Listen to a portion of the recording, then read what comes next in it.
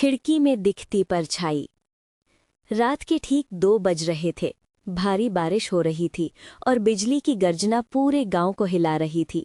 सोनाली अपने पुराने घर में अकेली थी, वही घर जहां उसके दादा अचानक मर गए थे, बिना किसी कारण के। वो कमरे की बत्ती बंद करके सोने ही जा रही थी कि खिड़की की सलाखों के पार किसी के हल्के कदमों की आहट सुनाई दी। पहले उसने सोचा शायद हवा होगी, लेकिन तभी एक ठंडी फुसफुसाहट आई। सोनाली, मैं लौट आया हूँ। उसकी रूह कांप गई। उसने धीरे से पर्दा हटाया। बाहर कोई नहीं था, बस पानी की बूंदें और धुंध। पर कांच पर किसी के हाथ के निशान साफ दिखाई दे रहे थे। गर्म उंगलियों के नहीं, ठंडी सड़ी हुई उंगलियों के निशान। वो डर के मारे पीछे हटी और अपने बिस्तर पर जा बैठी। लेकिन तभी दरवाजे पर दस्तक हुई।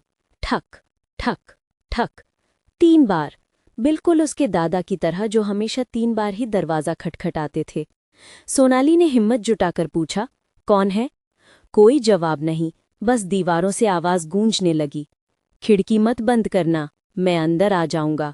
उसने चीखते हुए दरवाज़ा बंद किया, पर तभी खिड़की अपने आप खुल गई। बारिश के साथ एक सड़ी हुई बूढ़े की परछाई कमरे में आ गई। चेहरा बिल्कुल उसके दादा जैसा, पर आंखें गड्ढों की तरह काली और होठों से खून टपकता हुआ। वो बोला, तूने मेरा वादा तोड़ा था। मैंने कहा था तीसरी रात मुझे मत भूलना। सोनाली को अचानक याद आया, आज उसके दादा की मौत की तीसरी बरसी थी। वो मोमबत्ती जलाना भूल गई थी। अब वो परछाई हंसने लगी। अब मैं तुझे याद रखूंगा, हमेशा।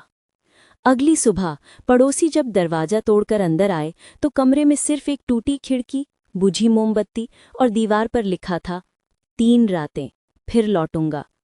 क्या आप चाहेंगे मैं इस कहानी का दूसरा भाग भी लिखूं, जिसमें पता चले कि दादा की आत्मा क्यों लौटी थी और अब किसे निशाना बनाएगी?